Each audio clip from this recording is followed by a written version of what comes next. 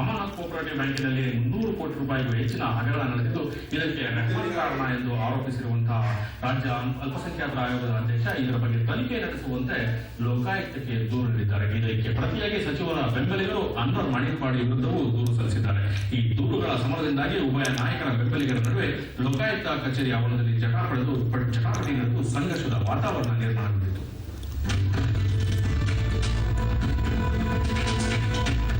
ರಾಜ್ಯ ಲೋಕಾಯುಕ್ತದಲ್ಲಿಂದು ದಿಢೀರನೆ ಅಚ್ಚರಿಯ ವಿದ್ಯಮಾನಗಳು ನಡೆದವು.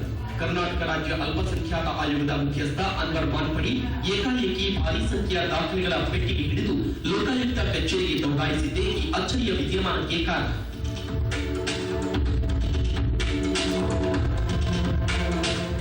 ಈ ಮೊದಲು ಬಕ್ಬರ್ನ ಆಸ್ತಿಪಾಸ್ತಿ ವಹಿವಾಟಿನಲ್ಲಿ ಭಾರಿ ಅಕ್ರಮವೇ ನಡೆದಿದ್ದು, ಅಲ್ಪಸಂಖ್ಯಾತ ಸಮುದಾಯದ ಪ್ರಭಾವಿ ನಾಯಕರು ಶಾಮೀಲಾಗಿದ್ದಾರೆ ಎಂದು ಆರೋಪಿಸಿ ಮಾನ್ಪಡಿ ಸರ್ಕಾರಕ್ಕೆ ವರದಿ ಸಲ್ಲಿಸಿದ್ದರು.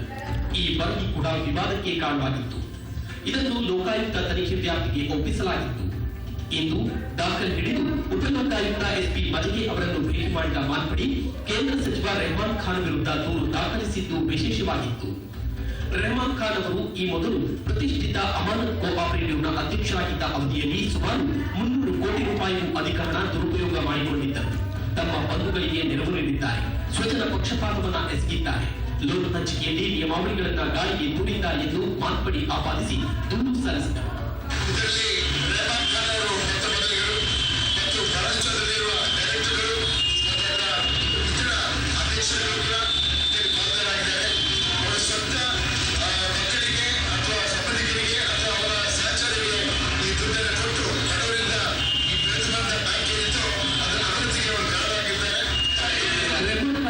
ಅಮರನಾಥ್ ಕೋಆಪರೇಟಿವ್ ಅಧ್ಯಕ್ಷರಾಗಿದ್ದ ಅವಧಿಯಲ್ಲಿ ದೊಡ್ಡ ಮಟ್ಟದಲ್ಲಿ ಗೋಲ್ಮಾಲ್ ನಡೆದಿದೆ.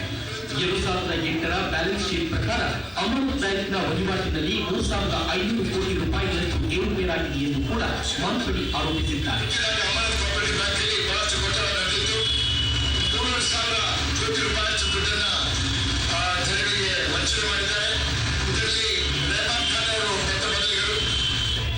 ಹೀಗೆ ಮಾನ್ಪಡಿ ದೂರು ಸಲ್ಲಿಸಿ ಹೊರಬರುತ್ತಿದ್ದಂತೆ ಲೋಕಾಯುಕ್ತ ಕಚೇರಿ ಆವರಣ ಹೈ ಡ್ರಾಮಾದ ಕೇಂದ್ರವಾಯಿತು. ಏಕಾಏಕಿ ಗುಂಪೊಂದು ಲೋಕಾಯುಕ್ತ ಕಚೇರಿಗೆ ದಂಗೆ ಹಾಕಿತು. ಮಾನ್ಪಡಿ ವಿರುದ್ಧ ಆಕ್ರೋಶ ವ್ಯಕ್ತಪಡಿಸಿದ ಈ ಗುಂಪು ಅವರ ವಿರುದ್ಧ 150 ಕೋಟಿ ರೂಪಾಯಿ ಆರೋಪದ ಪ್ರತಿ ದೂರು ಸಲ್ಲಿಸಿತು. ಒಬೇದುಲ್ಲಾ ಶರೀಫ್ ಅವರ ನೇತೃತ್ವದ ಈ ಗುಂಪು ಮಾನ್ಪಡಿ ವಿರುದ್ಧ ದೂರು ಸಲ್ಲಿಸಿ ಮಾನ್ಪಡಿ ಅವರು ಕರ್ಮಕಾಂಡದಲ್ಲಿ ಶಾಮೀಲಾಗಿದ್ದಾರೆ ಎಂದು ಆರೋಪಿಸಿದರು.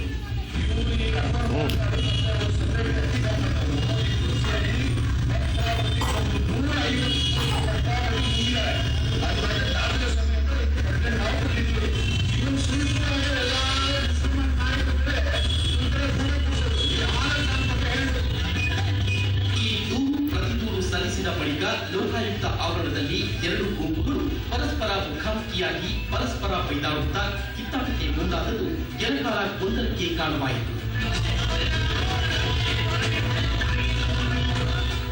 ಎರಡು ಗುಂಪುಗಳು ಕೈ ಮಿಲಾಯಿಸುವ ಮಟ್ಟಕ್ಕೆ ಮುಂದುವರೆದವು.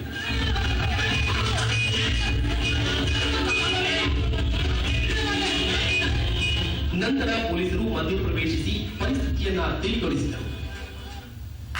ಅಮರನಾಥ್ ಕೋಆಪರೇಟಿವ್ ಬ್ಯಾಂಕ್ ಮತ್ತು ವಕ್ಫ್ ಮಂಡಳಿ ಅವ್ಯವಹಾರದ ಕುರಿತಂತೆ ತಮ್ಮ ವಿರುದ್ಧ ರಾಜ್ಯ ಅಲ್ಪಸಂಖ್ಯಾತರ ಆಯೋಗದ ಅಧ್ಯಕ್ಷರು ನೀಡಿರುವಂತಹ ವರದಿ ರಾಜಕೀಯ ಪ್ರೇರಿತ. ಈ ಆರೋಪದಲ್ಲಿ ಯಾವುದೇ ಉರುಳಿಲ್ಲ ಎಂದು ತಿರುಗೇಟು ನೀಡಿರುವಂತಹ ಸಚಿವ ರೆಹಮಾನ್ ಖಾನ್ ಈ ಬಗ್ಗೆ ಕಾನೂನು ತನ್ನ ಕ್ರಮ ಕೈಗೊಳ್ಳಲಿದೆ, ಯಾವುದೇ ರೀತಿಯ ತನಿಖೆಯನ್ನು ನಾನು ಸ್ವಾಗತಿಸುತ್ತೇನೆ ಎಂದು ಹೇಳಿದ್ದಾರೆ. ಲೋಕಾಯುಕ್ತ ದೂರು ಸಲ್ಲಿಕೆಯಾದ ನಂತರ ದೆಹಲಿ ಸುದ್ದಿಗಾರರೊಂದಿಗೆ ಮಾತನಾಡಿದ ಅವರು, ಬ್ಯಾಂಕಿನ ಹಗರಣ ಅತ್ಯಂತ ಹಳೆಯ ಆರೋಪವಾಗಿದೆ. ಈ ಮೊದಲು ಕಾಂಗ್ರೆಸ್ ಪಕ್ಷದ ಕೆಲ ನಾಯಕರೇ ತಮ್ಮ ವಿರುದ್ಧ ಇಂತಹ ಆರೋಪ ಮಾಡಿದರು. ಇದೀಗ ಬಿಜೆಪಿ ನಾಯಕರು ಈ ಆರೋಪ ಮಾಡುತ್ತಿದ್ದಾರೆ. ಇದಕ್ಕೆ ಕವಡೆ ಕಾಸಿನ ಕಿಮ್ಮತ್ತಿಲ್ಲ ಎಂದು ಹೇಳಿದರು. In my view, there is no commission.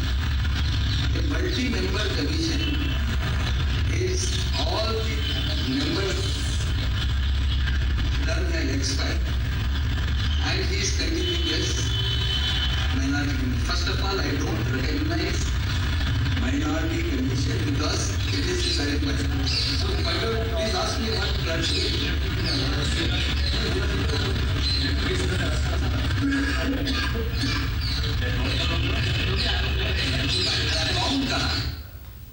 ಮಾಜಿ ಮುಖ್ಯಮಂತ್ರಿ ಜೆಡಿಎಸ್ ನಾಯಕ ಕುಮಾರಸ್ವಾಮಿ ವಿರುದ್ಧ ಮತ್ತೊಂದು ಆಸ್ತಿ ಅಕ್ರಮ